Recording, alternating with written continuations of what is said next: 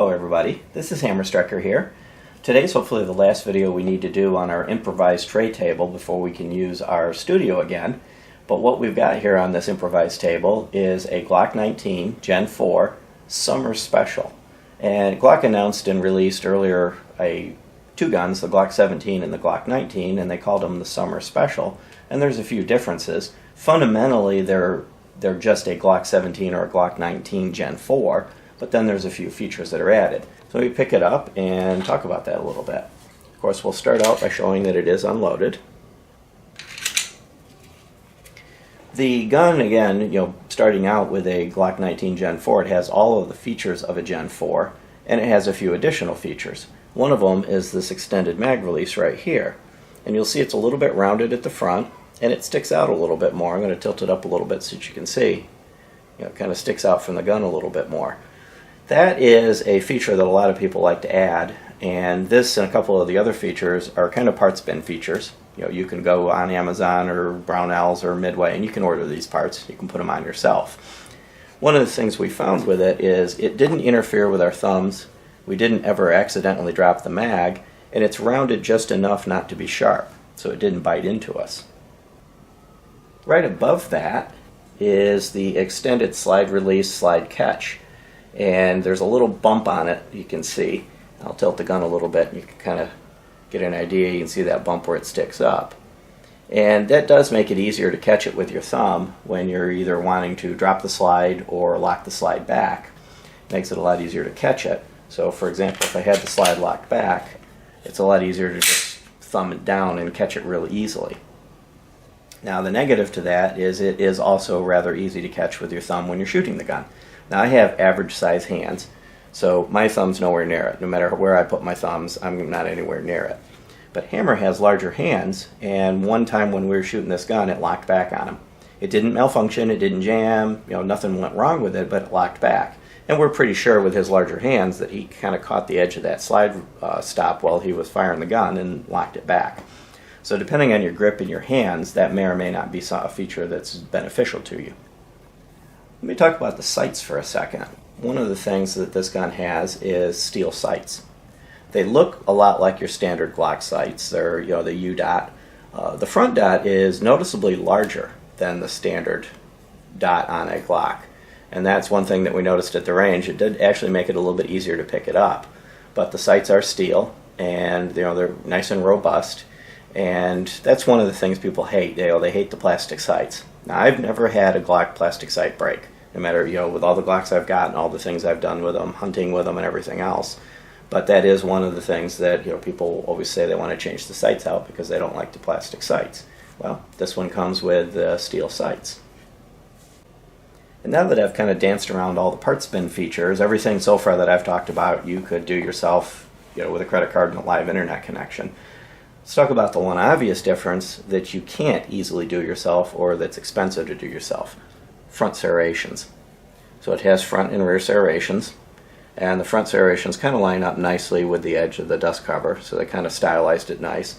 And though Glocks aren't really intended to win beauty contests, that's not what their goal in life is, it actually does look nice. It makes it look more balanced, and it does kind of improve the overall look of the gun. And it's quite functional. It's really easy to get a hold of them if you're the press checking kind, or if you just want to be able to get a hold of it and pull it back. It's really easy to get to it. You don't slide off it. They're aggressive, but they don't bite your hands, and easy to use. Oddly enough, you would have thought that when they came out with the Gen 5, because they had done this, that the slide serrations would be present on the Gen 5. They're not. The only guns that come from Glock with the front serrations are these two Summer Special guns. And that I thought to be kind of odd. What I'm suspecting happened with these guns is they were a contract. They made them for some agency. They made some quantity of them and had more than they needed or had capacity on their production line and decided to make a bunch of them for a marketing special. But a lot of people that have said they've wanted front serrations on a Glock, or they pay to have their slide milled and refinished with front serrations, this particular Summer Special, both the 17 and the 19, come with it right from the factory. Now, one unusual thing with our particular gun, and I don't know if this was just this particular run or this variant of it, but it was a white label box, which typically is, California, New York, Massachusetts compliant, which would mean 10-round magazines. And the Gen 4s come with 3 magazines. So there's your 10-round magazine. It's a single stack magazine. Follower's a little bit different. But oddly enough, it came with 2 15-round magazines.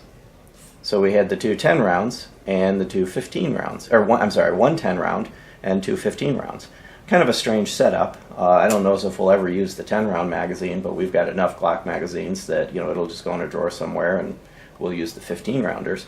But I thought that was kind of unusual, because you would have figured it would have been a red label, which is non-compliant because of the high-capacity magazines. As far as shooting the gun, it shoots just like a Glock 19 Gen 4. We found it easy to shoot well. We pulled nice groups with it. We did find that bigger dot and somewhat brighter hue made it a little bit easier to pick the sights up more quickly. So we were able to shoot nice groups a little faster. But overall, it functioned the same. It has the same replaceable back straps. We've got the large one on for hammer's hands, and all of the same basic features that you'd get in a Gen 4. And we intended this kind of be a quick video just to show the differences. If you guys are interested in a full comparison between this particular one and a Gen 4, let us know in the comments and we'll get that video out there. We will put in the description, I'll put the link to our Gen 4 Glock 19 full review. But if there's an interest in seeing, parts by parts, the 2 guns side by side, we'll definitely make that video. And we thank our friends over at Guns Galore in Lakeland, and I'll put their contact information in the description. They had this gun. They gave us this gun at a really good price. As far as pricing, it's roughly the same price as a Glock 19 Gen 4, maybe a hair higher in street price or MSRP. So, one thing I'll do in conclusion, if you've got a Glock 19 Gen 4 and you like it, unless the slide serrations are a big deal, just keep your Gen 4, go get the parts bin parts if you want the parts.